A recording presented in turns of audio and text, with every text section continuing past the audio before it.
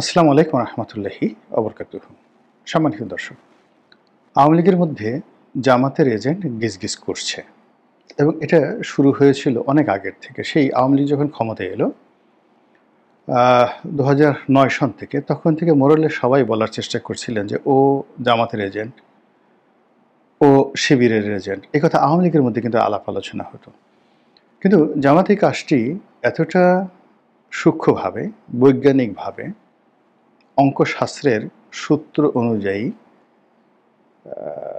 এত চমৎকারভাবে যেভাবে বৃক্ষরোপণ করে প্ল্যান্টেশন, ঠিক সেইভাবে আওয়ামী লীগের কলিজার মধ্যে সেই তাদের এজেন্ট তারা ঢুকিয়ে দিতে পেরেছে এবং সেটা এখনো অব্যাহত আছে।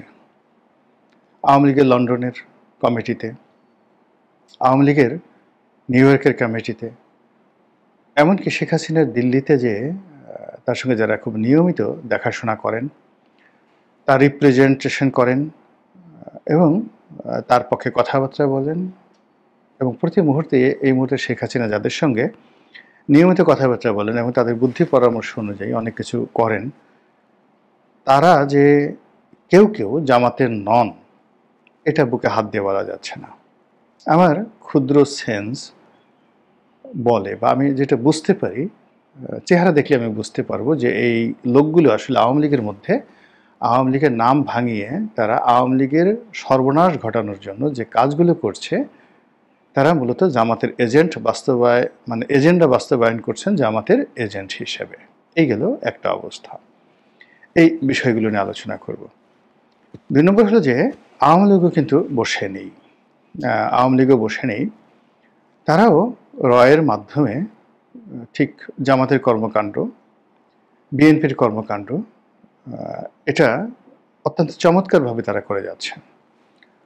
অনেক লোক দেশের ভিতরে এবং দেশের বাইরে, এমনকি অনেক যাকে বলা হয় পথবধূ, পতিতা, অনেক সোসাইটি গার্ল, মেয়ে, অনেক রাজনৈতিক কর্মী, পুরুষ এবং নারী, যাদেরকে জামাত এবং বিএনপির নেতাদের বিরুদ্ধে লাগিয়ে দিয়েছে র। এরা ছলে বলে কৌশলে এদেরকে দিয়ে অনৈতিক কাজ করায়, ভিডিও ধারণ করে, অডিও ধারণ করে, টাকা পয়সার লেনদেন করে এবং জায়গা মতো দিল্লিতে এই জিনিসগুলো পৌঁছায় দেয়। এটা গেল একটা, যেটাকে স্যাবোটাজ বলা হয়। এই কাজগুলো দিদা আসছে, এটা কিন্তু সেই ২০১২ সন থেকে, অর্থাৎ জামাত যে সময় শুরু করেছে, আওয়ামী লীগও ঠিক এই সেম কাজটি শুরু করেছে। ফলে এখন অনেক লোকের অনেক কীর্তি কাহিনী, যেটা ২০১২ সন থেকে আওয়ামী লীগ, সেটা তাদের ডিজিএফআই বলেন, তাদের সেই এমটিসি কি যেন একটা আছে, এনটি ন্যাশনাল টেলিকমিউনিকেশন, যেটা এনটিসিএম মনিটরিং সেল যেটা আছে, এটার মাধ্যমে তারা করেছে।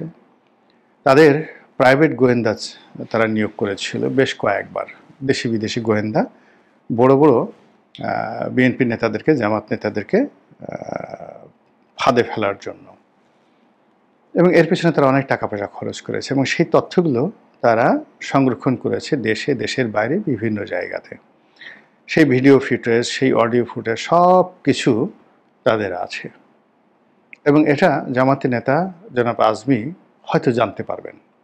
একটু চেষ্টা করলে তিনি এই কাজগুলো, যে সকল সিক্রেট সার্ভিস করেছে বা যারা মনিটরিং করেছে, তারা অনেকেই এখন আছে এবং অনেকেই এই সকল পিঠ বাঁচানোর জন্য তথ্য জামাতের কাছে সরবরাহ করছে। সবচেয়ে আওয়ামী লীগের জন্য, আওয়ামী লীগ যে কাজটি খুব কৌশলে করছে, যেটা অনেকে বুঝতে পারছে, বিএনপির কিছু অ্যাক্টিভিস্ট তারা বুঝতে পারছে, যেমন শাহেদ আলম, অন্যান্য যারা আছেন দেশের বাইরে সাংবাদিক, তারা বুঝতে পারছেন এখানে সুনির্দিষ্টভাবে যাদেরকে জামাতের লোক মনে করা হচ্ছে, সুনির্দিষ্টভাবে যাদেরকে বিএনপির লোক মনে করা হচ্ছে, এবং তারা ১০০টা যদি কথা বলেন, ১০০টা কথার মধ্যে ৯৯টি কথা হলো দিল্লির বিরুদ্ধে, ৯৯টি কথা শেখ হাসিনার বিরুদ্ধে, এবং শেখ হাসিনাকে গালাগাল করে এই ৮০ বছর বয়স্ক একজন মহিলাকে রীতিমতো, এর চাইতে অশ্লীল, অশ্রাব্য কোনো ভাষা হতে পারে না। এ সকল গালাগালি এবং আওয়ামী লীগ নেতাদের দুর্নীতি, অনিয়ম ইত্যাদি যেভাবে তারা বলছে, আপনার কাছে মনে হবে যে এই পৃথিবীতে সৃষ্টি হওয়ার পর থেকে আজ পর্যন্ত কোনো দলের এরকম কট্টর শত্রু কেউ ছিল না। আওয়ামী লীগের যে যদি ১ নম্বর, ২ নম্বর, ৩ নম্বর এরকম কট্টর শত্রু থাকে, তাহলে এই কয়জন লোক কট্টর শত্রু।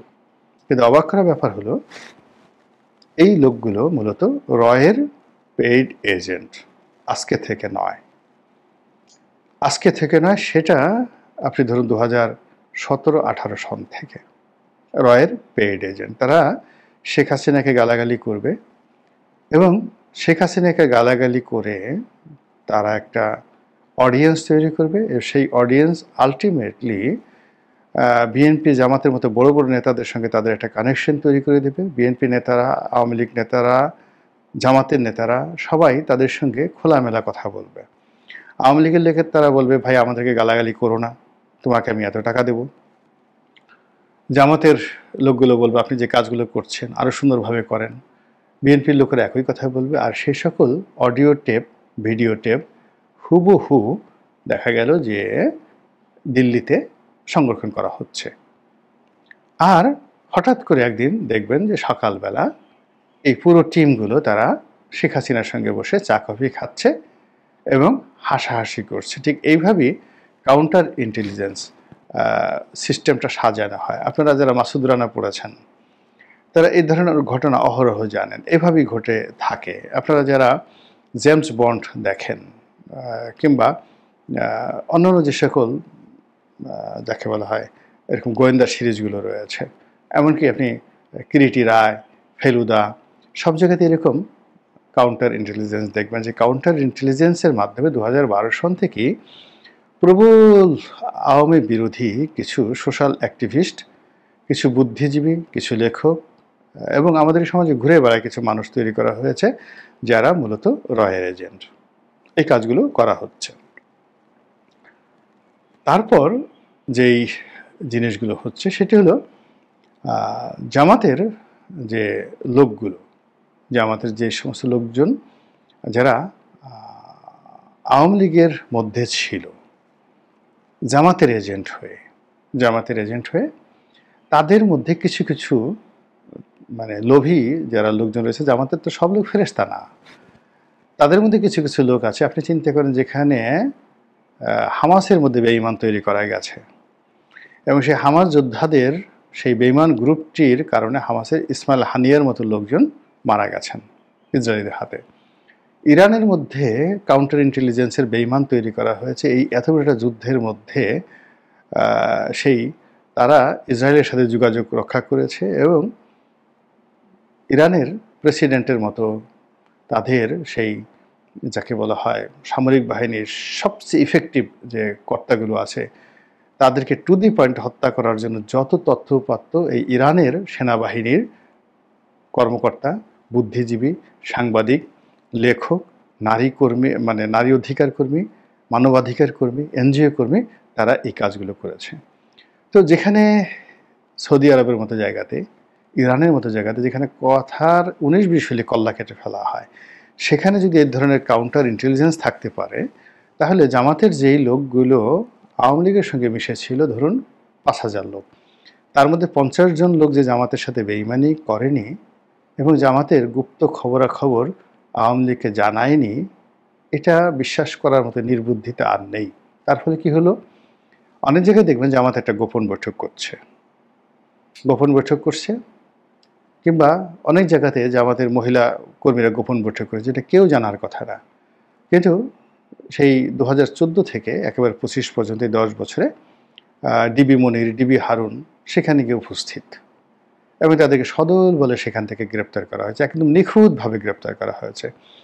এটা কোনো অবস্থাতেই কাউন্টার ইন্টেলিজেন্স ছাড়া সম্ভব নয়। এমনকি বিএনপির যে গোপন কথাগুলো সেটাও আওয়ামী লীগ জেনে গিয়েছে। ফলে কি হলো, আমাদের রাজনীতির যে সহজ সরল পথগুলো রয়েছে, রাজপথের আন্দোলন, ভোটারদের মনোরঞ্জন, ব্যালট বাক্স পূর্ণ করা দলীয় সমর্থক দ্বারা, এগুলো তিরোহিত হয়ে গেছে। এখন কে কত এজেন্ট নিয়োগ করতে পারে, কে কত চক্রান্ত করতে পারে, এবং কে কত ২ নম্বরি করে সফলতা অর্জন করে ক্ষমতা আসতে পারে, এই প্রতিযোগিতা রাজনীতির যে চিরাচরিত যে ফরমেশন বা চিরাচরিত যে গঠনতন্ত্র তার সঙ্গে কন্ট্রাডিক্ট করছে। ফলে পুরো জনপদ টেকনাফ থেকে তেঁতুলিয়া পর্যন্ত মানুষের অভ্যাস পরিবর্তন হয়ে গেছে, মন মানসিকতা পরিবর্তন হয়ে গেছে, মানুষের বীরত্ব উধাও হয়ে গেছে, পরিশ্রম করার স্পৃহা চলে গেছে। সেখানে পরিশ্রম করার পরিবর্তে চুরি করা, কাজ করার পরিবর্তে ঘুষ খাওয়া, তারপর গবেষণা করার মানে প্র্যাকটিক্যালি গবেষণা করবে, চিন্তা করবে, ভাবনা করবে, এগুলোর পরিবর্তে অধিক কল্পনা করা, তারপরে যাকে বলা হয় খিস্তি খাওয়ার করা, অভিশাপ দেওয়া, এগুলো কিন্তু আইএমএ জাহিলিয়াতের যে লক্ষণ, মূর্খদের লক্ষণ, অজ্ঞদের একটা লক্ষণ। যখন আপনি এই কাজগুলো করতে থাকবেন, আমাদের এই সমাজে মানুষ সারাদিন পরিশ্রম না করে সে দাঁড়িয়ে দাঁড়িয়ে চিন্তা করবে, এই লোকটা এত সুন্দর গাড়ি কিনলো কী করে, এই লোকটা এত সুন্দর কথা বলে কী করে, এই লোকটা এইভাবে সুন্দর লিখে কী করে, এই লোকটার এত সুন্দর একটা বাড়ি হলো কী করে। তো এই জিনিসগুলো সে চিন্তা করে এখন তারপর সে দ্বিতীয় ধাপে চিন্তা করে এগুলো পাওয়া যায় কী করে, তাহলে তার মেয়েটাকে কি বাগিয়ে নেওয়া যায়, তার স্ত্রীকে কি বিপদগামী করা যায়, তার সন্তানটিকে কোনো মতে বিপদগামী করে মাদক আসক্ত করে তার মাধ্যমে কি এই যে বিশাল সহায় সম্পত্তি এগুলো হস্তগত করা যায়। এই যে চিন্তাগুলো আমাদের সমাজে একেবারে ভাইরাসের মতো বেড়ে যাচ্ছে, যা কিনা প্রথমে পরিবার, তারপরে সমাজ, তারপরে রাষ্ট্র এবং রাজনীতি সবগুলোকে রীতিমতো যাকে বলা হয় একেবারে ক্যান্সারের মতো, ভাইরাসের মতো আক্রান্ত করে ফেলেছে। আর সেই দিক থেকে সব রাজনৈতিক দলগুলোই অনেকটা যুদ্ধের ময়দানে যাওয়া হয় প্রতিপক্ষের খবরাখবর নেওয়ার জন্য। তারা গুপ্তচর নিয়োগ করে এবং গুপ্তচরের পেছনে অনেক টাকা খরচ করে। এখন কেবল সরকারি গুপ্তচর নয়, প্রত্যেকটা বড় বড় রাজনৈতিক দল যারা আছেন তারা সবাই গুপ্তচর নিয়োগ করেছে। যার যত টাকা, যার যত ক্ষমতা, সে তত বেশি গুপ্তচর নিয়োগ করেছে। এবং একজন মানে গুপ্তচর যে ক্ষেত্রে অনেক সময় ডবল স্ট্যান্ডার্ড হিসেবে বা ডবল এজেন্ট হিসেবে কাজ করছে। জামাতের এজেন্ট হয়তো বিএনপির হয়ে কাজ করছে, বিএনপির এজেন্ট হয়তো জামাতের হয়ে কাজ করছে, আওয়ামী লীগের এজেন্ট হয়তো বিএনপির হয়ে কাজ করছে। আর এতে করে দলের মধ্যে বা দলগুলোর মধ্যে পারস্পরিক মারামারি, হানাহানি গত 14 মাসে যে পরিমাণ বেড়েছে, এটা গত 50 বছরও হয়নি। এগুলোই কাউন্টার ইন্টেলিজেন্সের কানাকানি কথার কারণে, কূটনামির কারণে। আমি যেটা বলছিলাম যে আওয়ামী লীগের মধ্যে জামাতের এজেন্ট গিজগিজ করছে। আপনি দেখবেন যে দেশের বাইরে বসে বা ইভেন বাংলাদেশে বসে কিছু মানুষ কার্যত কৌশলে আওয়ামী লীগের পক্ষে বলছে, কিন্তু আওয়ামী লীগের পক্ষে বলতে গিয়ে সে এমনভাবে মানে আচরণ করছে, এমন উগ্রতা দেখাচ্ছে, এমনভাবে অঙ্গভঙ্গি করছে, সঙ্গতের কারণেই লোকজন মানে আওয়ামী লীগের পক্ষে চিন্তা করার পরিবর্তে এই লোক আওয়ামী লীগ করে কি করে, এই কথা চিন্তা করে তারপরে তারা উল্টো আওয়ামী লীগের বিরুদ্ধে হয়ে যাচ্ছে। দেশের বাইরে কয়েকজন অনেক আগের থেকে, বিশেষ করে লন্ডনে, আমেরিকাতে যারা আওয়ামী লীগের পক্ষে কথাবার্তা বলেন এবং অনেক আওয়ামী লীগের কমিটিতে আছেন এবং তারা দৃশ্যত মনে হবে এই মুহূর্তে আওয়ামী লীগের জন্য তারা শহীদ হতে রাজি বা ইচ্ছুক। তাদের সাথে সাহসী মানুষ আওয়ামী লীগে নেই, এমনকি শেখ হাসিনার চাইতেও তারা বেশি আওয়ামী লীগ করেন। এরকম কয়েকজন আমি স্পষ্টভাবে জানি যে এরা সেই 2010-11 সন থেকেই শিবিরের এজেন্ট রূপে সেই আওয়ামী লীগের ভিতরে ঢুকেছে, আর এখন পরিপূর্ণভাবে মহীরূপে বট বৃক্ষে পরিণত হয়ে আওয়ামী লীগের নীতি নির্ধারণী পর্যায়ে পৌঁছে গেছে। মুখে খোঁচা খোঁচা দাড়ি, উগ্রতা এবং অশ্লীল শব্দ। একটা জিনিস দেখবেন যে আওয়ামী লীগের লোকজন এমনি যাই হোক না কেন মেজাজ গরম, কিন্তু ওইভাবে কিন্তু আওয়ামী লীগ বা বিএনপির লোকজন গালাগালি করতে পারে না। যাদের মুখের ভাষা খারাপ, কথায় কথায় উগ্রতা দেখাচ্ছে, গালাগালি করছে, চোখ দুটো গোল গোল করে ফেলছে, ধরে নেবেন যে এদের রক্তের মধ্যে রাজাকার আলবদরের বীজ আছে এবং এরা বংশ পরম্পরায় রাজাকারী নীতি আল বদরের নীতি আর শামসের যে নীতি, এই নীতিমালা দ্বারা বেড়ে উঠেছে। ফলে সে সকল লোক মসজিদের ইমাম হোক, সে সকল লোক মন্দিরের পূজারী হোক, আলটিমেটলি এরা সেই রাজাকারের যে ধারাবাহিকতা, সেই ধারাবাহিকতা তারা বজায় রাখে। আওয়ামী লীগের যদি আইডেল ধরেন, সেই আওয়ামী লীগের আইডেলকে তাজউদ্দিন সাহেব,